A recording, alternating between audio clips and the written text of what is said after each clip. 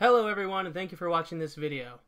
This video is part 11 at looking at our followers for Dragon Age Inquisition.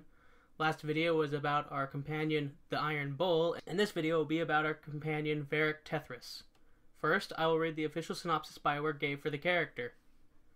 Varric Tethras is 1 part adventurous rogue, 1 part dashing storyteller, and 3 parts trouble. Born on the surface, Varric has little love for his underground brethren. All his contacts lie with the dwarves of the Merchants Guild, though he has little taste for their schemes. Still, he has found a place as an outsider, rubbing shoulders with both the wealthy elite as well as the worst of scoundrels. To hear him tell of it, that's all he truly cares about, though anyone who truly knows him claims differently. They say that, try as he might, Varric has been drawn more and more into conflicts that shake the world, ones that he can't get himself out of with a quick tale. Of all the followers in Dragon Age Inquisition, Varric is one of the ones we know the most about. The Tethras family was once part of the noble caste in Orzammar, until Varric's father was caught fixing provings. Such was the disgrace and danger to the family that the household had no choice but to leave for the surface. Unlike his older brother Bartrand, Varric was born in Kirkwall and has no feelings of loyalty or love towards Orzammar, his knowledge of which is largely second-hand. He is a merchant prince among the surface dwarves. He is the youngest son of the Tethras family, while his older brother is the head and runs the family business. On the outside, he is seen as the idle younger brother, who spends his time in taverns telling wild stories while people buy him drinks.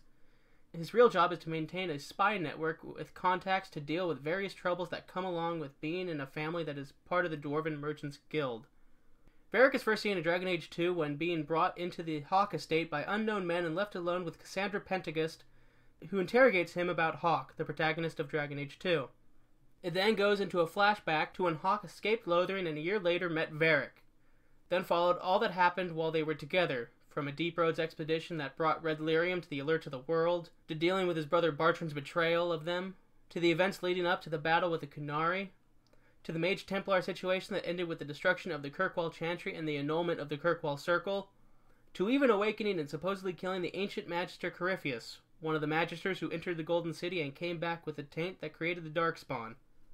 When Varric was being interrogated by Cassandra Pentagast, she was working with Leliana and a large number of folks wearing eyeball symbols. That was the fledgling Inquisition. Divine Justinia V had questions, and Varric was the guy with all the answers. In Inquisition, he's still answering a lot of pointed questions.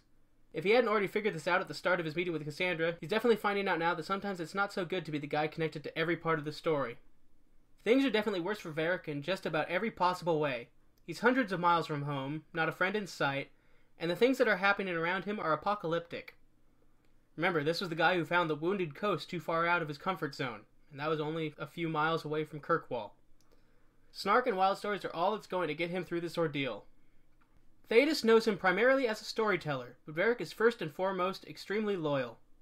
He tells stories to rewrite events he has lived through and make them less senseless, the people in them more inspirational, and to drag some meaning out of the mess that surrounds people he cares about. It doesn't always work, but at least he's turned Cassandra into a Hawk fan. Varric would always prefer to talk his way out of trouble. He isn't as enthusiastic about leaping into battle as Cassandra or the Iron Bull, but he's completely confident in his crossbow Bianca and her ability to get him out of any fight in one piece. And he loves an audience, and he especially loves making everyone around him envious of Bianca. Varric will at least try to get along with most people in the Inquisition. People who are not Cassandra, anyway. He's still kind of bitter about the whole quote-unquote book-stabbing interrogation incident.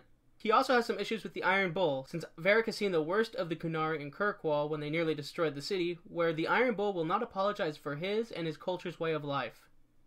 Varric Tethras was written by Mary Kirby and voiced by Brian Bloom. He is called the Storyteller by Bioware. And we know that he has the Artificier specialization, which fits well with his use of Bianca. Again, I thank you for watching this video, and I hope you enjoy more in the future.